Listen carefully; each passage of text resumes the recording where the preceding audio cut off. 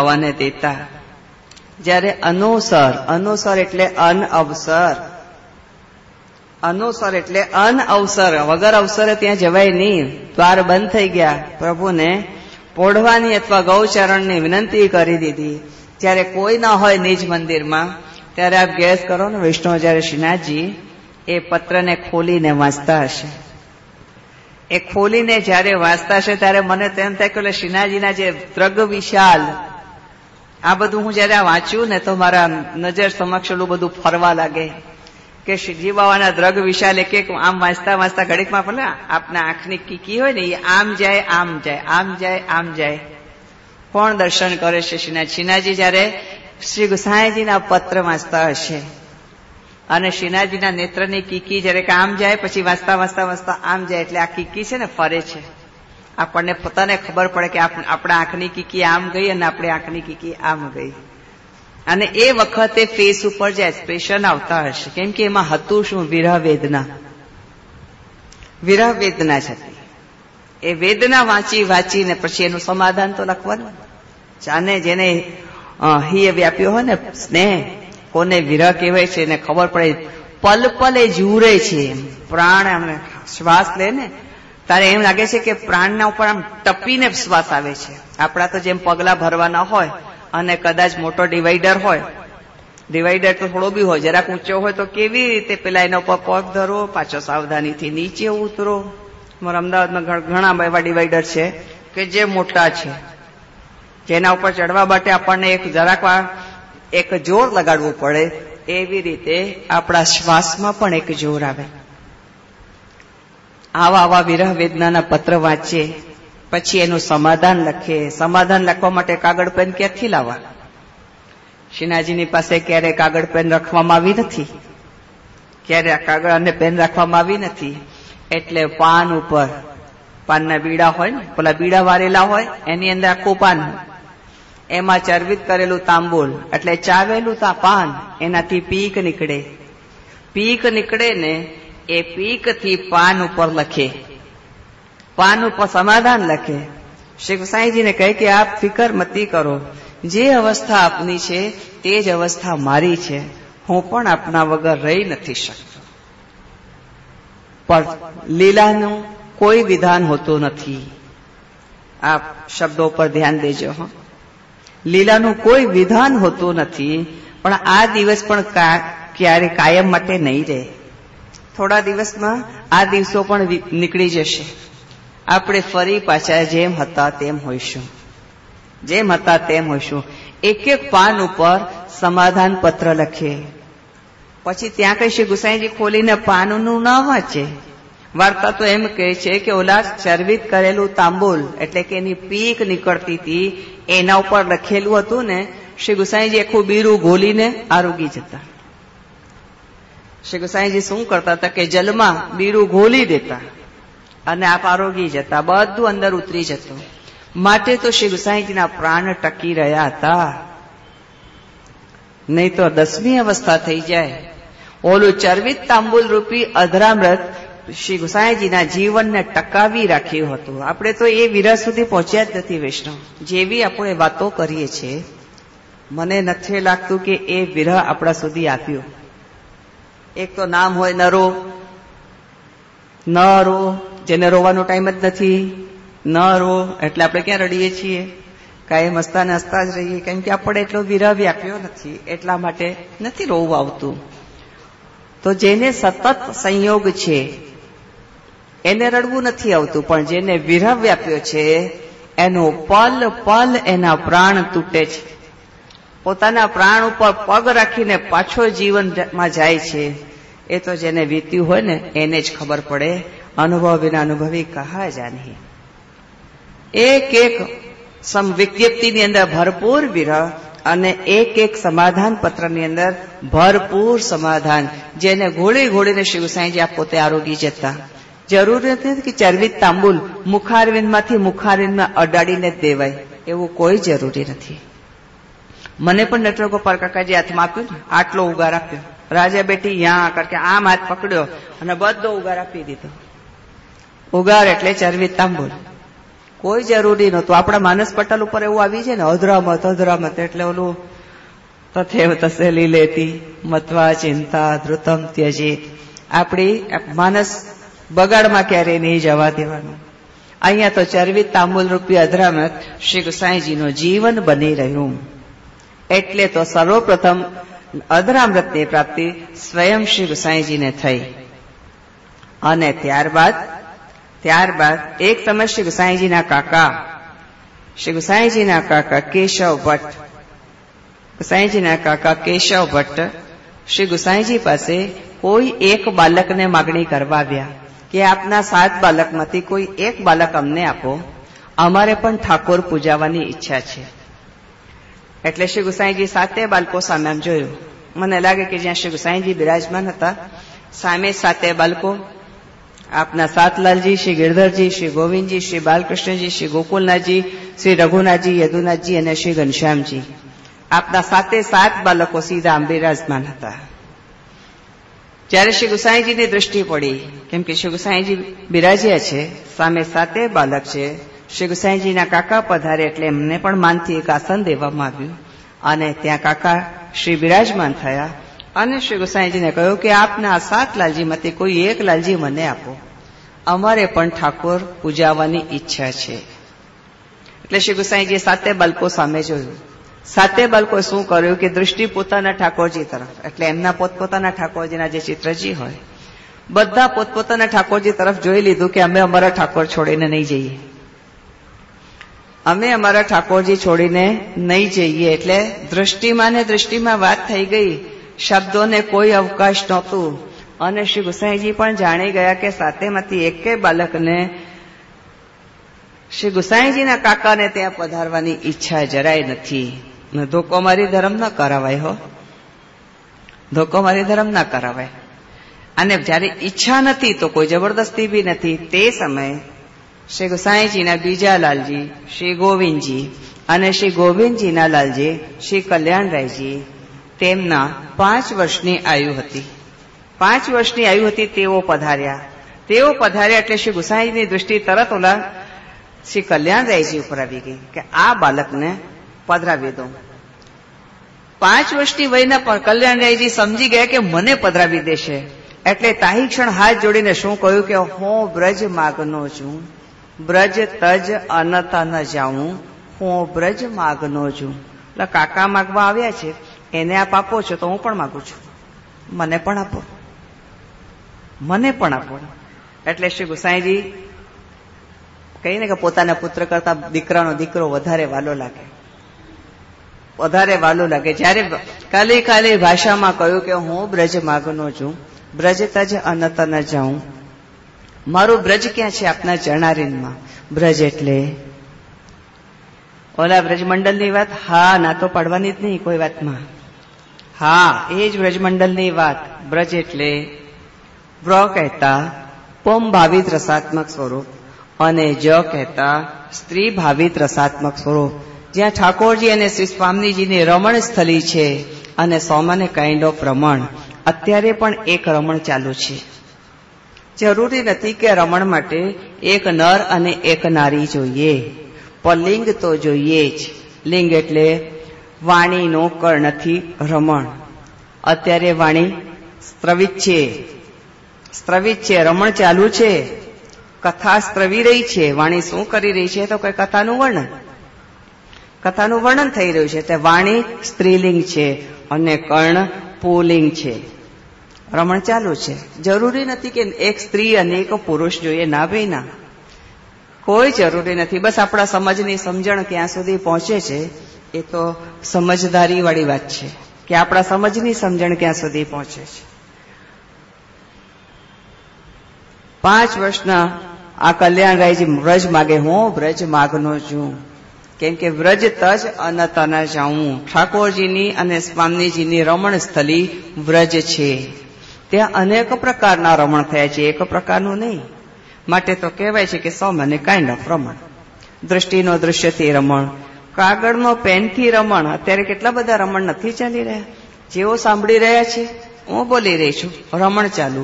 પછી કેટલાક એવા છે લખી બી રહ્યા છે, જે લખી રહ્યા છે તો કાગળ એ પુલ્લિંગ છે, પેન એ સ્ત્રીલિંગ છે. છાઈ ગયું ને? હવે ક્યાં કઈ સ્ત્રી આવીને કોઈ પુરુષ આવ્યું? ના ભાઈ ના, ના ભાઈ ના. તો એ રમણ ચાલુ છે. શું? તો કે એમાં કંઈક લખાઈ રહ્યું છે. શું? તો સમથિંગ ઇમ્પોર્ટન્સ હોય તો આપણે લખવા માંડીએ કે અમને યાદ નહીં રહેતો. સોમને કાઇન્ડ ઓફ રમણ. એટલે હું પણ માગું છું કે બ્રજ તજ અન તન જાઉં. માટે મારું બ્રજ ક્યાં? તો કે શ્રી ગોસાઈજીના ચરણારવિંદમાં. અને શ્રી ગોસાઈજીને એટલું બધું વાલ આપ્યું કે શ્રી કલ્યાણરાયજીને કંઠે લગાડ્યા અને મુખચુંબન કર્યું. મુખચુંબન કર્યું ત્યારે શ્રી ગોસાઈજીના શ્રીમુખમાં ચરવી તાંબુલ હતું, એટલે ચાવેલું પાન હતું. એ શ્રી કલ્યાણરાયજીના મુખમાં ગયું અને મુખમાં પહોંચી. ત્યાર પછી કલ્યાણરાયજી જયારે મોટા થયા ત્યારે લગ્ન કરવાની ના પાડતા હતા કે મારે લગ્ન નથી કરવા. ત્યારે ઓલા જે 7 બાલક જે બિરાજતા હતા બધાએ શું કહ્યું કે અધરામૃત કો રૂપ તો પ્રગટ કરનો હોય ગો ને, પડેગો નહીં. હા, પડેગો એટલે પરાણે. પડેગો ને કહ્યું અધરામૃત કો રૂપ તો પ્રગટ કરનો પડેગો ને. અરે પડેગો એટલે પરાણે થઈ ગયું. અધરામૃતનું સ્વરૂપ પ્રગટ તો કરવું જોશે ને, આપણને જોઈશે, પડશે. આ પરાણે હોય ગો. હોય ગો એટલે ભવિષ્યવાણી. અધરામૃત કો રૂપ પ્રગટ તો કરનો હોય ગો ને. અમે બોલીએ છીએ બ્રજ ભાષા. હા, અમારી ભાષા બહુ મીઠી છે. આપ બાવા લગન કી કેસે ના પાડો, અધરામૃત કો સ્વરૂપ તો પ્રગટ કરનો હોય ગો ના. એટલે શ્રી કલ્યાણરાયજીએ લગ્ન કર્યા અને લગ્ન કર્યા પછી જે પ્રાગટ્ય થયું શ્રી હરિરાય મહાપ્રભુનું, એના ઉપરથી પ્રમાણિત થયું કે જેને અધરામૃતની પ્રાપ્તિ છે તેવો પ્રેમી હોય, એનામાં દીનતા હોય. શ્રી હરિરાય મહાપ્રભુમાં જુઓ કેટલી દીનતા છે. કહેવી કે ચરમ અવસ્થાને પણ વટાવી નાખે એવી દીનતા શ્રી હરિરાય મહાપ્રભુજીમાં છે. એટલે પ્રથમ તો પ્રાપ્ત થયું અધરામૃતની પ્રાપ્તિ શ્રી ગોસાઈજીને, ત્યાર પછી શ્રી કલ્યાણરાયજીને, અને ત્યાર પછી ગોમતીકો વર 252 વાર્તા પૈકી 11મી વાર્તા ભાઈલા કોઠારીની વાર્તા. ભાઈલા કોઠારીની વાર્તામાં આવે છે કે એક સમય શ્રી ગોસાઈજી આપ ભાઈલા અસારવાની બેઠકમાં બિરાજતા હતા અને તે સમયમાં ગોપાલદાસજીની વય 9 વર્ષની હતી અને ગોપાલદાસજી આવ્યા. એક અજાણ્યા છોકરાને જોઈને આપે પૂછ્યું ભાઈલા કોઠારીને કે આ કોણ છે? એટલે આપે શું કહ્યું ભાઈલા કોઠારીએ કે એ ગોમતી કો વર. ભાઈલા કોઠારીની દીકરીનું નામ ગોમતી અને આ તેનો વર. ત્યારે શ્રી ગોસાઈજીએ કહ્યું કે ગોમતી કો વર તો સાગર હોય, ગોમતીનો વર તો સાગર હોય. તો ભાઈલા કોઠારી શું કે છે? રાજ આપની કૃપાથી સાગર થશે, રાજ આપની કૃપાથી સાગર થશે. એમ ના કહ્યું કે આપની કૃપા હોય તો એટલે શંકા, તો એટલે શંકા. આપની કૃપા હોય તો સાગર થાય ને. હા, આપની કૃપાથી સાગર થશે. કોન્ફિડન્સ આવી ગયું. એટલે કઈ ક્યાં ક્યાં ક્વેશ્ચન માર્ક લાગે છે એ શબ્દ શું? ખાલી તો. આપની કૃપા હોય તો જવાય. આપણે કેવા સહજમાં બોલી જઈએ છીએ કે આપની કૃપા હશે તો અમે વ્રજ યાત્રા કરશું, તો વચમાં તો આવી જાય. આપની કૃપા હશે તો આ કાર્ય થશે, એટલે તો એટલે શંકા. તો જ્યાં શંકા એટલે અવિશ્વાસ, શંકા એટલે અવિશ્વાસ. એટલે આપણે શબ્દ જે બોલીએ છીએ તેનો કયો પડઘો કઈ રીતે પડશે, આ બધું ત્યાં એક વખત છે ને લીલા લોકની અંદર, જેમ આપણે અહીંયા કોમ્પ્યુટર ટર કરીએ ને એવું લીલા લોકની અંદર આપણા શબ્દ જે બોલ્યા ત્યાં છપાઈ જાય, પછી મટે નહીં. ત્યાં ડિલીટ નથી થતું, ત્યાં રિમૂવ નથી થતું. એટલા માટે કહીએ કે આપણે મોટાઓનો સંગ કરીએ, ગુરુજનનો સંગ કરીએ, ભગવદીઓનો સંગ કરીએ. તેથી આપણને પ્રત્યેક ચાલ, બોલની ચાલ, ઓલી ખેલની ચાલ તો મને ખબર નથી, આપના બોલની ચાલ સમજાવે કે આપ શું બોલો છો અને આપ જે બોલી રહ્યા છો તે કઈ રીતે ત્યાં અંકિત થઈ જશે, પછી એ ડિલીટ નહીં થાય. આ કઈ SMS નથી, SMS નથી કે વાંચી લીધા પછી ડિલીટ નહીં. એટલે ત્યાં તો પછી લખાઈ ગયું તો લખાઈ ગયું. એટલે કહીએ કે બહુ સમજીને, અમને શું ખબર, દુનિયાભરની ખબર હતી, બસ આની જ ખબર નહોતી. દુનિયાભરની ખબર રાખીએ એટલે પુષ્ટિની વાણી. આપ જે માર્ગમાં આવ્યા છો ખરેખર બહુ અદભુત માર્ગ છે. જરાક સાવધાની રાખીએ ને તો તરત પ્રાપ્તિ. અને જરાક અસાવધાની રાખીએ તો મને ખબર નહીં, હું શું કામ અન્યથા વાણી બોલું. એવી રીતે કલ્યાણરાય અહીંયા તો સ્વરૂપ પ્રગટ થાય છે હરિરાય મહાપ્રભુનું કે અધરામૃતની પ્રાપ્તિ પછી દીનતા કેટલી મોટી. ત્યાર પછી ગોપાલદાસજીને ગોમતીકો વર્તો સાગર હોય. ભાઈલા કોઠારીએ શું કહ્યું કે આપ રાજ આપની કૃપાથી સાગર થશે. તો શબ્દ નહોતું એટલે આપની કૃપાથી સાગર થશે. આ વાણી સાંભળીને શ્રી ગુસાઈજી એવા પ્રસન્ન થયા કે ગોપાલદાસજીને ગોદમાં બેસાડ્યા અને ચરવિત તાંબુલ આપ્યું. એ ચરવિત તાંબુલથી વાચા સ્ફુરી, કેમ કે ગોપાલદાસજી મૂંગા હતા, એમને વાચા નહોતી, મૂંગા હતા. માટે તો આપે કીધું કે ગોમતી કો વર તો સાગર હોય. તો ગોમતીનો વર સાગર ક્યારે થયો? જ્યારે શ્રી ગુસાઈજીએ ચરવિત તાંબુલ આપ્યું. અને ચરવિત તાંબુલ આપ્યું તો વલ્લભાખ્યાનની રચના થઈ. વલ્લભાખ્યાનની રચનામાં આવે છે કે વંદુ શ્રી વિઠ્ઠલ વર નવગન શ્યામ તમાલ જગતી તલ ઉદ્ધાર કરવા પ્રગટ્યા પરમ દયાલ. વંદુ શ્રી વિઠ્ઠલ વર લીધું છે. વરનો જ અધરામૃત હોય. પતિ એટલે પાલક અને વર એટલે તો પરણ્યો. પતિનો અર્થ થાય પ્રાણપતિ, આ પ્રતિનો અર્થ થાય છે પાલક. પણ અહીંયા તો વર બતાવ્યું છે. વંદુ શ્રી વિઠ્ઠલ વર એટલે એને વર માની લીધા. લીલામાં નામ શું છે? સારંગી. ગોપાલદાસીનું લીલામાં નામ છે સારંગી. બોલવા માંડી. સારંગી બોલે તો કેવું મીઠું બોલે. વંદુ શ્રી વિઠ્ઠલ વર નવગન શ્યામ તમાલ જગતી તલ ઉદ્ધાર કરવા પ્રગટ્યા પરમ દયાલ. આપે દયા કરીને, દયામાં કૃપા સામેલ છે. ચરવિત તાંબુલ આપ્યું અને નવાખ્યાનની રચના થઈ. વૈષ્ણવો નવાખ્યાનની રચનામાં છે ને ભાગવતજી આવી જાય છે. જયારે આખું નવાખ્યાન લેવું હોય ને તો આખું ભાગવતજી આવી જાય. નવાખ્યાનની આજે સ્ક્રિપ્ટ લખાણી નથી, બાકી આઈડિયા તો છે. બહુ વાંચન કરેલું હોય ને ત્યારે એમ લાગે કે આને આમાં બેસાડવું અને આમાં બેસાડવું અને આમ કરું. બસ પ્રભુ મને મોતિયા ના આપે, મારું વાંચન ચાલુ રાખે. ખમા ઉર્મિલાબેન કે છે નહીં આવે. ખમા વારી જાઉં, બલિહારી જાઉં, શું કરી જાઉં. ખરેખર પુસ્તકનો કીડો છું. કંઈકનું કંઈક શોધ્યા કરું અને એમ થાય કે કંઈક લખાણ આવું મૂકી જાઉં. જ્યારે આપણું આયુષ્ય પૂરું થશે, કોઈના કોઈના હાથમાં જ્યારે આપણો સ્ક્રિપ્ટો હશે તો એના માટે કે બહુ મોટી ગિફ્ટ હશે કે નહીં, કેટલું મોટું આપી ગયા. કંઈકનું કંઈક લખાણ ચાલુ રહે. હા, એક વાત જુદી છે કે અત્યારે આપણી પાસે છઠ્ઠા આખ્યાનની સ્ક્રિપ્ટ લખાયેલી તૈયાર નથી. માટે આપણને એમ થાય કે કોણ વાંચીશું. દરેકની સ્ક્રિપ્ટ જયારે લખાયેલી હોય ને ત્યારે એમ થાય કે હું આપને કહું. પછી અહીંયા ખાલી ઓલું આટલા સ્કંદનું આટલું અધ્યાય, આટલા સંખ્યાની આટલી ઈમી વાર્તા, પછી તો બધું કોણ બોલે છે? કાલિંદી ભટ્ટેજી બોલે છે? ના ભાઈ ના, આ તો ચરવિત તાંબુલ બોલી રહ્યું છે. કોઈ વ્યક્તિ બી નથી બોલતું. નટરગોપાલ કાકાજી બોલી રહ્યા છે? ના ભાઈ ના, ચરવિત તાંબુલ બોલી રહ્યું છું. શું તો કે બધી મધુરતાને પ્રગટ કરે છે. મધુરતામાં પાછી દીનતા પ્રગટ કરે છે અને દીનતાની પાછી સાથે સાથે સત્સંગ પ્રગટ કરે છે. સત્સંગની સાથે સાથે દ્રઢાશ્રય એટલે મારી આ તશીનાજીમાં છે, દ્રઢાશ્રય પ્રગટ કરે છે, અનન્યતા પ્રગટ કરે છે. કોણ તો કે ચરવિત તાંબુલ પ્રગટ કરી રહ્યું છે. આપણે એવા બની જવું છે. એટલે કે હું આપની બધાની જે વિનંતી છે બધાને ધ્યાનમાં રાખીને આપણે દરેક શિબિરો ચોક્કસ લઈશું.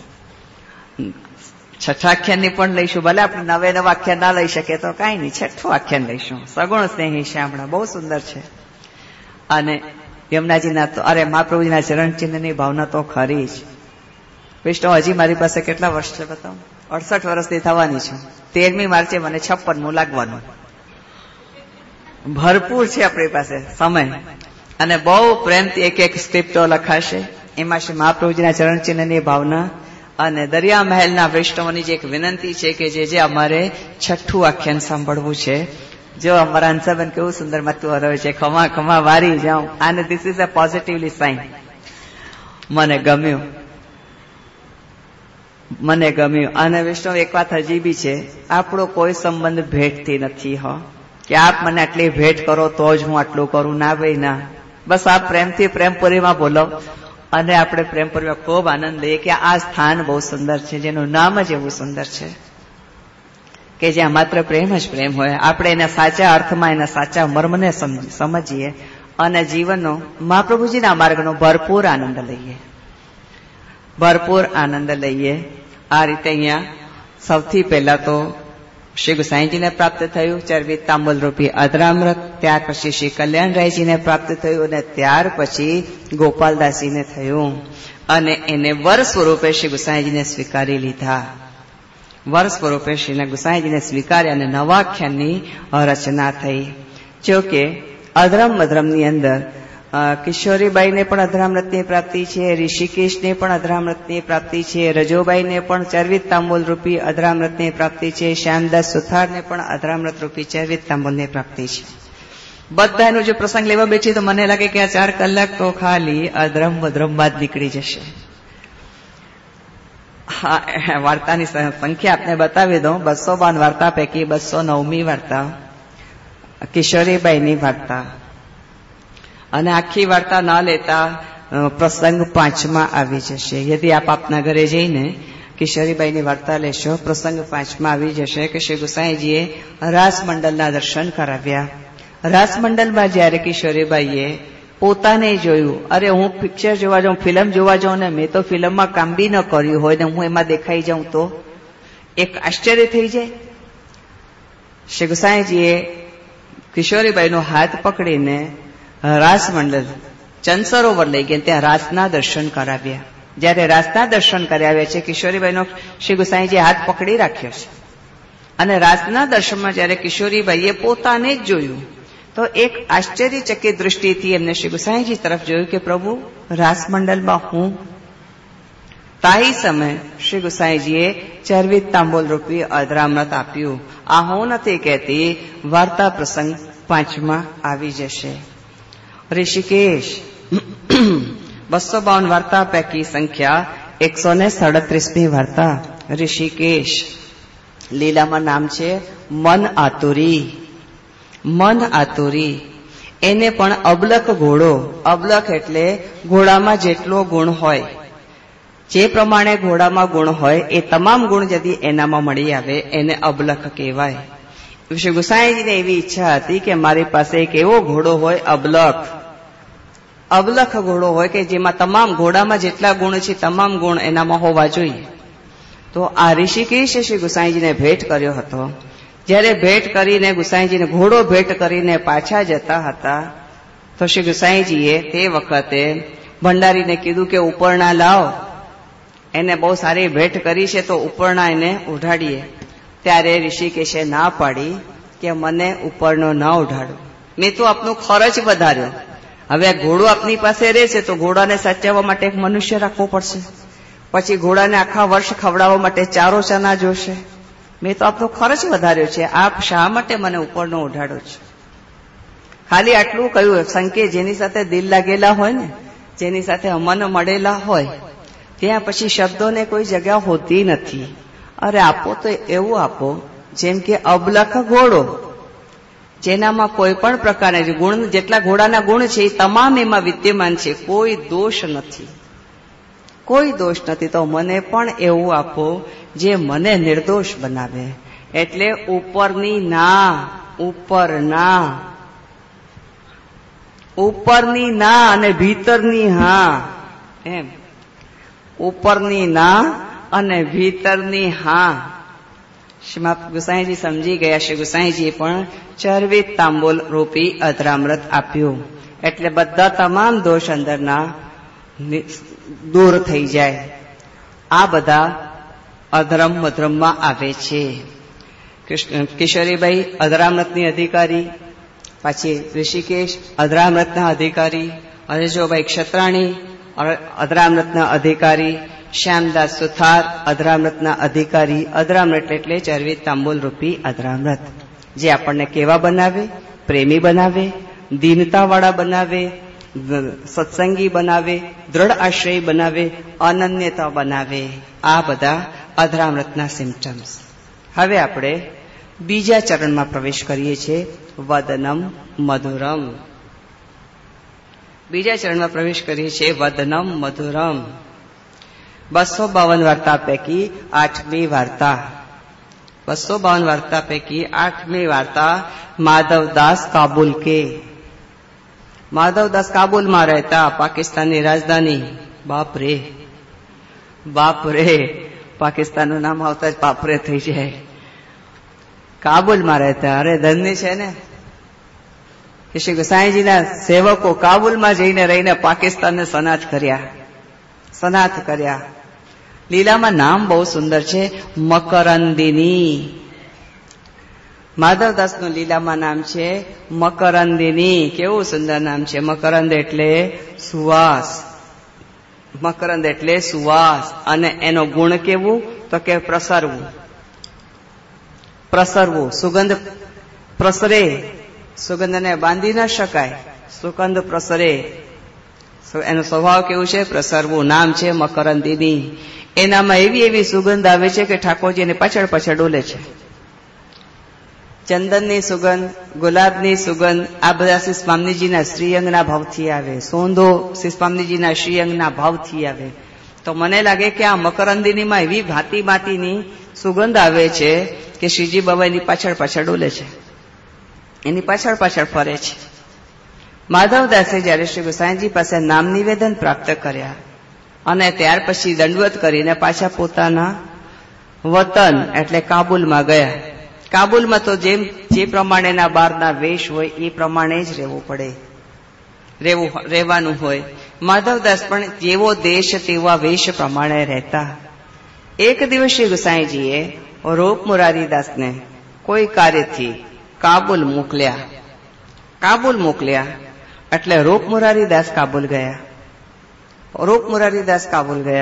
ગયા. તો ત્યાં જુએ શું? તો કે બધા ત્યાંના વેશવાળા. આપણા હિન્દુ જેવું તો કોઈ દેખાય નહીં. પણ કોઈ કાર્યથી મોકલ્યા છે તો મોકલ્યા છે કે જવાનું છે. મનમાં વિચાર કરે, અહીંયા કોઈ વૈષ્ણવ મળી જાત તો જરાક હૃદયને ઠંડક થાત. ત્યાં શું જોયું કે દુકાનમાંથી પસાર થયા તો માધવદાસની પોતાની કાપડની દુકાન, અને આમ પ્રમાણે અંચલ ફેરવી રહ્યા હતા. વેશ તો ત્યાંના પાકિસ્તાનીઓના જેવું છે. અંચલ ફેરવતા હતા. એટલે રૂપ મુરારીદાસ એને પૂછે છે કે તમે કોણ છો?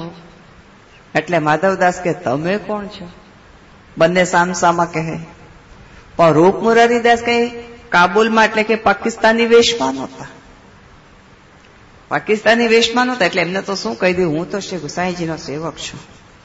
માધવદાસ કહે છે કે હું પણ શ્રી ગોસાઈજીનો સેવક છું. ખમા વારી જાઉં, બલિયારી જાઉં, શું કરી જાઉં. ખરેખર પરદેશમાં પોતાનું કોઈક આવી રીતે મળી આવે ને તો ખરેખર મને પૂછો કેવી ઠંડક થાય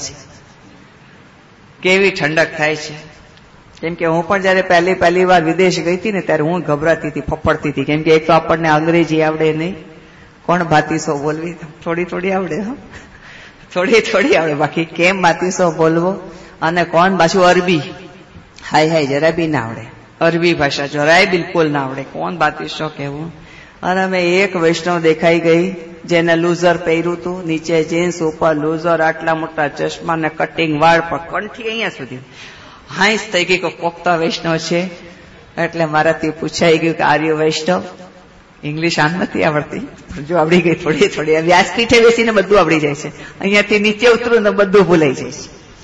યસ, આઈ એમ વૈષ્ણવ. સો એટલે પાછું એટલે મને પૂછે સો આઈ એમ બેટીજી. સો ઓહ બેટીજી, આમ કરી મને પગે લાગે છે, દંડવત કરે છે. એ બી એરપોર્ટ ઉપર. એટલે કેવું આપણને સુંદર લાગે કે હાઈશ કોક વૈષ્ણવ મળ્યું. એટલે મને પૂછ્યો કે સામે કોક વૈષ્ણવ મળે તો કેવો આનંદ આવે.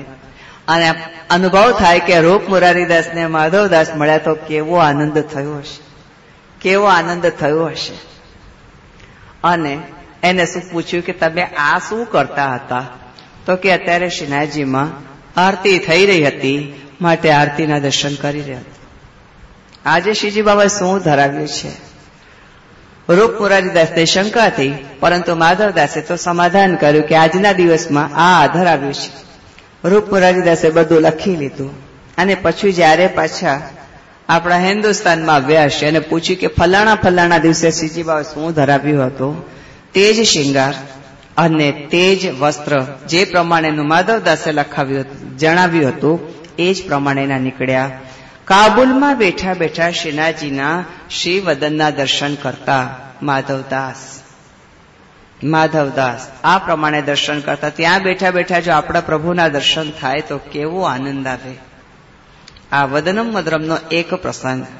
અને બીજો પ્રસંગ છે 252 વાર્તા પૈકી સંખ્યા 86મી વાર્તા. 252 વાર્તા પૈકી સંખ્યા 86મી વાર્તા. એક ક્ષત્રિય